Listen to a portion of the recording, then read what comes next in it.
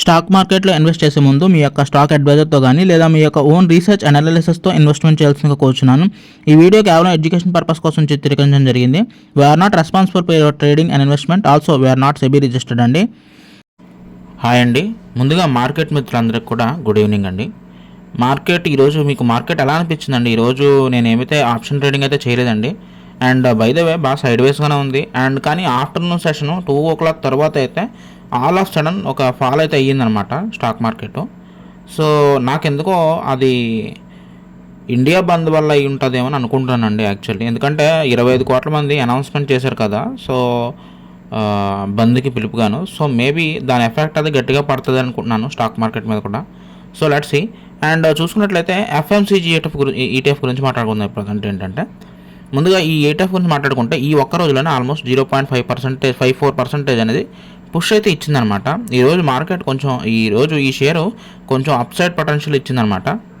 And ఈరోజు కూడా ఎప్పటిలాగానే, అంటే నిన్న ఎలాగో 60 రూపీస్కి పెట్టాను సెల్ ప్రెజర్ పెట్టి, సెల్ లిమిట్ పెట్టి అవ్వలేదనమాట. ఈరోజు కూడా 60 రూపీస్ సెల్ లిమిట్ పెట్టి వదిలాను. కానీ ఈరోజు చూసుకుంటే మరి షేర్ ప్రైజు 59.60 వరకు వచ్చింది. కానీ అక్కడి నుంచి మళ్ళీ రిట్రేస్ అయిపోయింది, కిందకు పడ్డది.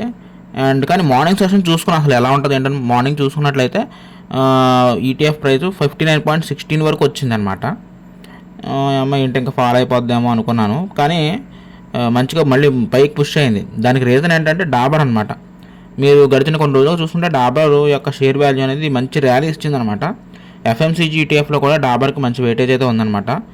సో దానివల్లే ఈరోజు ఈ పుషప్ అంతా అవుతుందన్నమాట పైకి.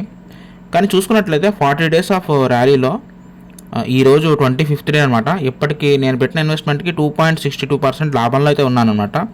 Let's see. నెక్స్ట్ స్టాక్ గురించి మాట్లాడుకుందాం ఇప్పుడు. ఇక ఎస్జేవిఎన్ గురించి మాట్లాడుకున్నట్లయితే ఈరోజు SJVN share full and selling pressure అయితే జరిగిందనమాట. న్యూస్ కూడా చూశానండి, చెక్ చేశాను. ఏమైనా ఫ్లాషింగ్ న్యూస్ ఏమైనా ఉందా అంటే ఇలా అవడానికి రైతులని, ఎక్కడ కూడా ఎటువంటి ఏమీ న్యూస్ ఏమీ లేదనమాట. కానీ స్టిల్ ఈ స్టాక్ కరప్షన్ మోడ్లోనే ఉందన్నమాట. ఇంకా కేవలం ఈ ఒక్క రోజులోనే ఆల్మోస్ట్ చూసుకున్నట్లయితే 0.82% ఫాల్ అయితే ఇచ్చిందనమాట. సో మ్యాక్సిమం ఆఫ్టర్నూన్ నుంచి 1 డైరెక్షన్లో ఫాల్ ఇచ్చిందనమాట. ఓకే, సో ఇది పడతా ఎక్కడ వరకు పడ్డదంటే ఆల్మోస్ట్ 98 వరకు పడిపోయింది అనమాట. 98 రూపీస్ వరకు పడింది అనమాట. సో దాన్ని దృష్టిలో పెట్టుకుని ఈరోజు కూడా ఒక 5 shares అయితే బై చేశాను అనమాట. నేను బై చేసిన స్పాట్ ప్రైస్ వచ్చేటప్పటికి ఒక 98.30 అనుకుంటా, 84 ఆ టైంలో బై చేశాను అనమాట, ఒక 5 shares. సో చూడాలి రేపు మళ్ళీ యావరేజ్ అవుతుంది కదా. సో ప్రజెంట్ అయితే నేను చేసిన ఇన్వెస్ట్మెంట్కి ప్రజెంట్ 16% లాస్లో రన్ అవుతుంది ఈ share. So let's see. And ఎవరైనా ఛానల్ కొత్తగా వస్తే దయచేసి లైక్ చేయండి అండ్ సబ్స్క్రైబ్ చేయండి గైస్. అండ్ మరిన్ని ఫ్యూచర్ అప్డేట్ కోసం దయచేసి నా వాట్సాప్ గ్రూప్లో జాయిన్ అవ్వడానికి ట్రై చేయండి. అండ్ నాకు తెలిసిన ఇన్ఫర్మేషన్ మీకు షేర్ చేస్తుంటాను, మీకు తెలిసిన ఇన్ఫర్మేషన్ కూడా షేర్ చేయండి. ఇన్ఫర్మేషన్ అది ఎక్స్చేంజ్ అయితే నాలెడ్జ్ పెరుగుతుందని నా ఉద్దేశం అనమాట. సో జాయిన్ అవ్వడానికి ట్రై చేయండి. ఓకేనా, ఉంటాను గైస్, బాయ్.